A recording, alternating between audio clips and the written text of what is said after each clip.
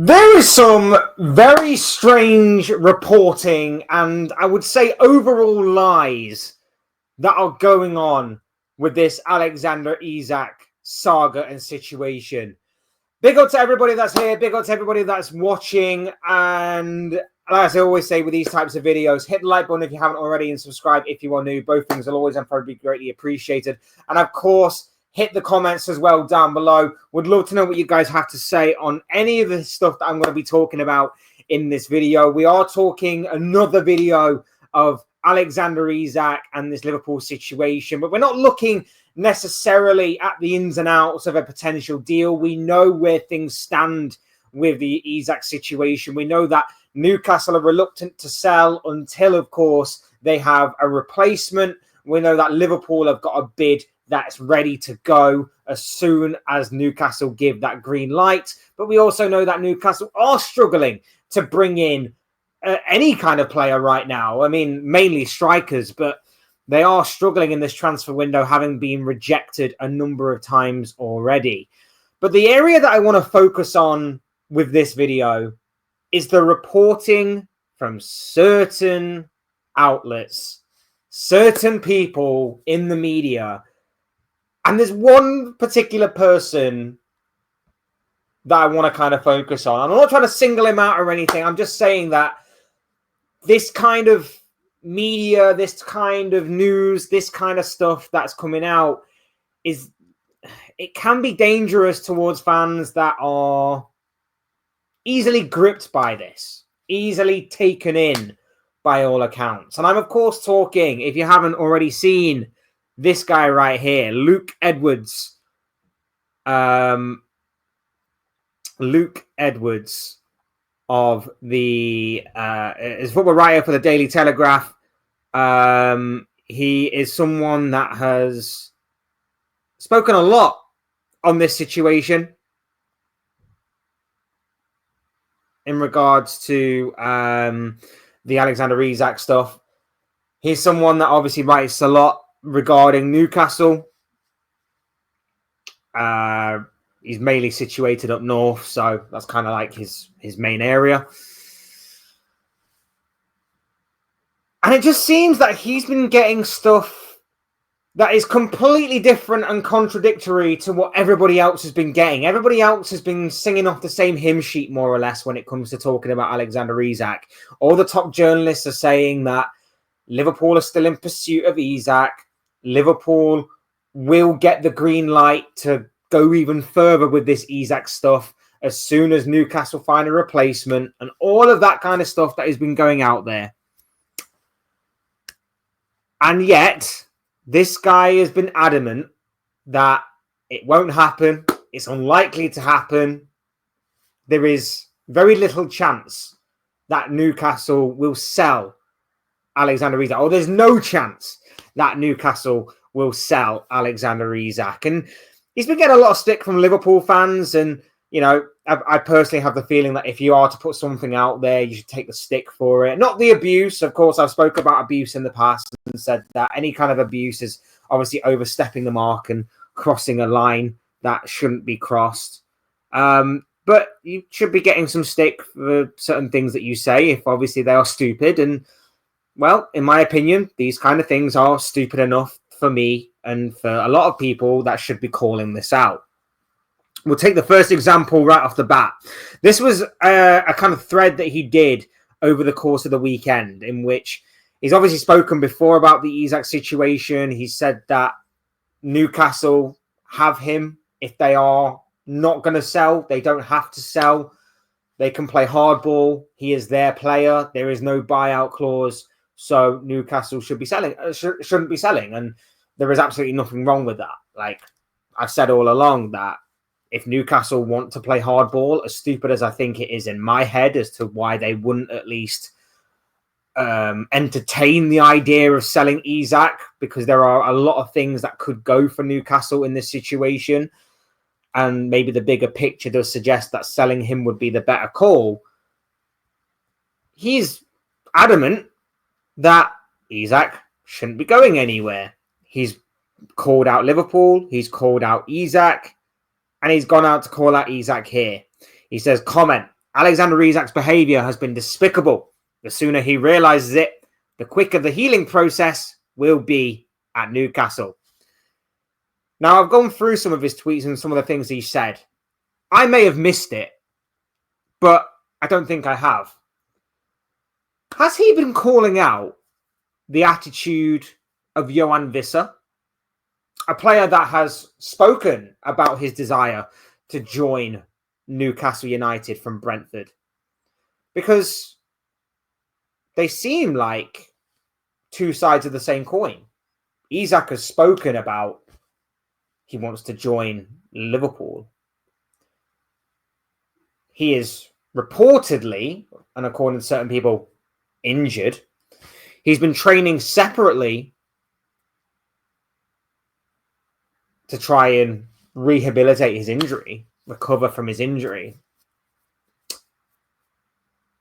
And he doesn't really want to participate because he wants to try and force the move through. Now, again, I may have missed it, but it sounds a little similar to what Yoane Wissa has been doing at Brentford in regards to wanting to force through a move to Newcastle. I haven't seen Luke Edwards talk about Yoane Wissa in the same way, the same form, same energy as what he has done with Alexander Isak. That's Exhibit A. That is Exhibit A. Let's go to Exhibit B, shall we? Let's go to Exhibit B, his follow-up to the to that. I believe it's this one. Latest on Isak's situation. If Newcastle can sign 2 strikers of suitable quality and Liverpool make a bid of 150 million, there is a chance he could be sold. So we've gone from no chance to there being a chance. The main problems are Liverpool have not intimated they are willing to offer that amount of money. And Newcastle do not believe there are 2 suitable strikers left on the market. Well, we know that that's a lie. Because although Newcastle may be holding out for about 150 million right now, we know that usually that price tag is never normally met. It's never normally met, that kind of price tag, in terms of, you know, the team that holds the prize possession sets out their stall early, but usually there is a negotiated fee. So we know that the likelihood is that 150 million might not necessarily be around about the ballpark area and the region for the fee.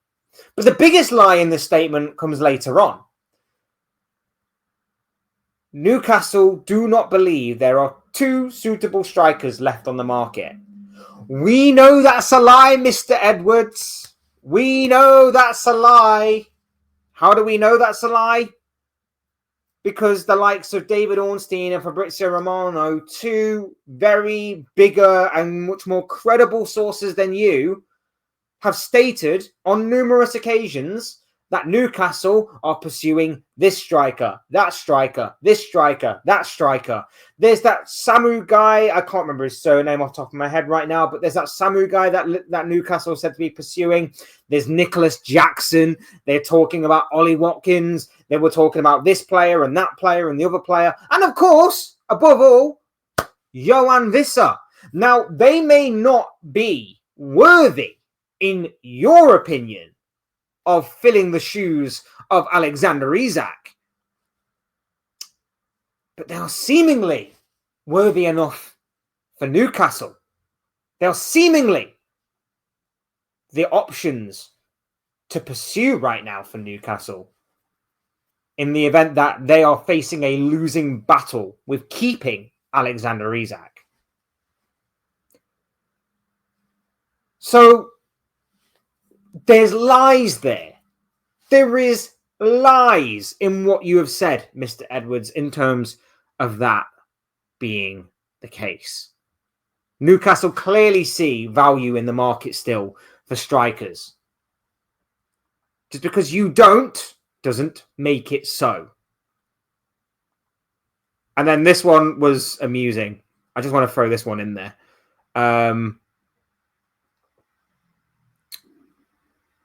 So to make it clear, make this simple for simpletons, there is no chance he will be allowed to leave. The board told him he's not for sale. His behavior has forced them to contemplate the terms of what it would take for them to sell. Those terms are nowhere near being matched. The deadlock will continue. But there is a chance he will be allowed to leave. Because you've stated before that if Liverpool were to meet that asking price of 150 million, they would at least entertain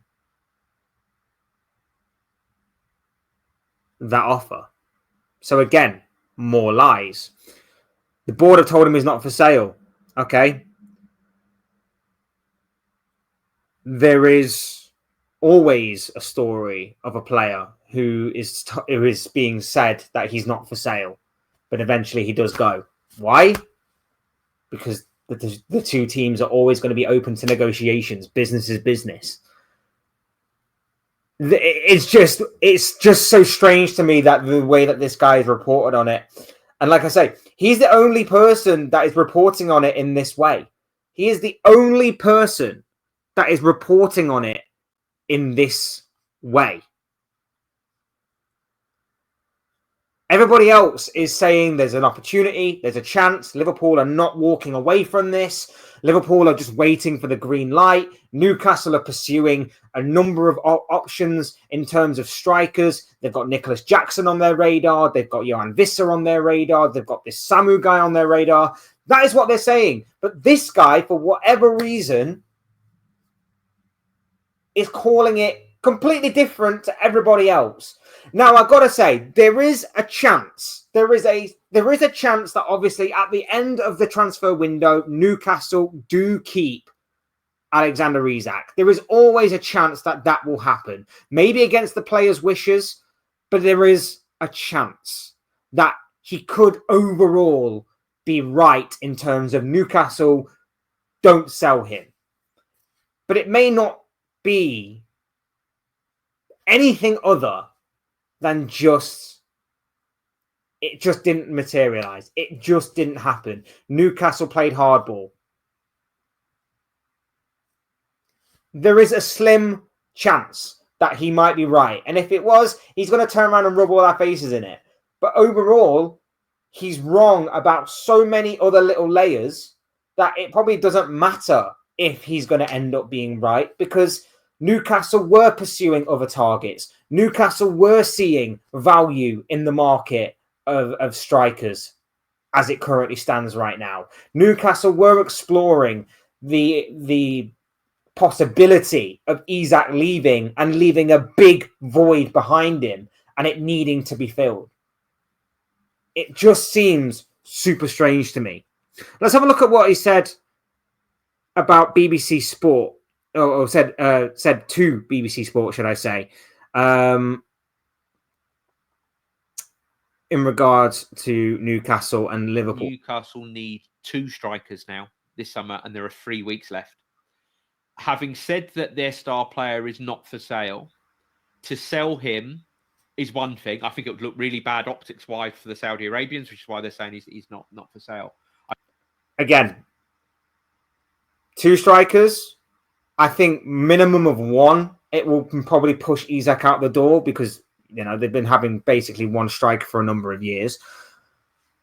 But even so, they are pursuing about 4 different strikers as of right now. Reportedly, they are pursuing about 4 different strikers as of right now. With 3 weeks left, it is very possible to get them deals done. And yes, it may look bad that they've said that he's not for sale, but again, a lot of clubs say their players are not for sale and then go and sell them. We said that Philip Coutinho wasn't for sale. We went and sold him later. Same thing, I think, with Raheem Sterling and maybe a number of other players from not just Liverpool, but from other clubs as well. I think it would look really, really bad for them having had this stance to then suddenly buckle at the last minute and say he's going. And then also responding to player power and letting a player dictate to what happens. So I think the problem they've got, Liverpool, is that they've bid too low. I don't know why they've gone in with £110 million when his valuation is 150. That's not the way to try and tempt Newcastle. That was a low ball bid. I mean, we all knew it was going to be rejected, but we were just testing the waters, I would imagine. Just testing what would happen with Isak, what his response would be, I would imagine. But I guess he doesn't see between the lines. Over a week ago, that bid went in. They first said they were willing to pay 120 million over a month ago. Nothing happened. Have Newcastle got the time now to save face, to repair the damage done that Isak will leave by signing 2 strikers of sufficient quality to replace him? I don't think. Again, the sufficient quality aspect is your opinion. If Newcastle see quality in the likes of Visser, in the likes of Samu, and in the likes of Nicholas Jackson, as much as we may have, question marks over any one of them 3 players, a combination of 2 of them, or even all 3, Newcastle seemingly don't. And you won't be spending big on those players because they're probably going to cost a lot of money to bring in if you didn't see them as being sufficient enough to be backup or even replacements to Alexander Isak. I think they have.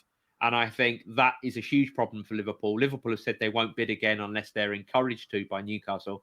I don't think they're going to get that encouragement. So they're going to have to come up with a bid. The encouragement will be when you eventually get a striker over the finish line. When you eventually sign a striker, that's all the encouragement Liverpool are going to need. We've got the bid reportedly ready to go, ready to be sent off. The encouragement will be as soon as you finally land that striker, once the here we go comes in from Fabrizio Romano, that's it. We are straight in there. I suspect they will go in with a second bid just to see whether Isak's behaviour has changed Newcastle's stance. But everything I'm told is without replacements, without a bid of 150 million or more, Newcastle won't sell. So basically, he's saying a lot without actually saying much at all. He's basically saying, not for sale, but if stuff was to happen, then he is for sale. So again, he's going in circles. He's saying stuff that's different to everybody else. And at the end of the day, like I say, I don't know how this saga is going to completely end. If I had to put money on it, I'm saying that Isak will be a Liverpool player by the end of this transfer window. I think maybe Newcastle will try and put it off till after the game between Liverpool and Newcastle on the second game of the season. But I don't know. The way that it's being reported, the lies that are coming out, it's just very weird to me. Look, these are just the thoughts, comments, opinions, predictions, feelings, whatever you call it, this guy. Like I say, guys, don't go and harass this guy. If you when you put stuff out there, it's about taking criticism and taking the sort of banter that goes along with it. My intention here is not to go after him, so to speak. It's just the way that he's reported on it has really, really been weird to me, and I do think it needs somewhat calling out. But at the same time, like I say, I don't want any sort of abuse from it or anything. I just felt like the need to call out this kind of stuff. Hit the like button if you enjoyed the video. Subscribe if you are new. Both things always and probably be greatly appreciated. I know it's a bit of a different video than what we're used to. I'm trying to incorporate more things like this, so hopefully this will be a bit of a new format that I'm going to be going with for the foreseeable future, at least. Otherwise, hit the like button. Like I say, subscribe if you're new. Hit the comment section. Would love to hear what you have to say on this story. What do you make of Alexander Isak? What do you make on the way that the media has reported it? Would love to know what you guys have to say on all of that stuff and much more. Otherwise, I've been Fletch. This has been another Fletch Talks video, and I'll see you speak to you all again soon in another video or live stream or whatever it may be. Cheers, guys. Thanks for watching. Take care. Enjoy the rest of your day. Speak to you all again very, very soon.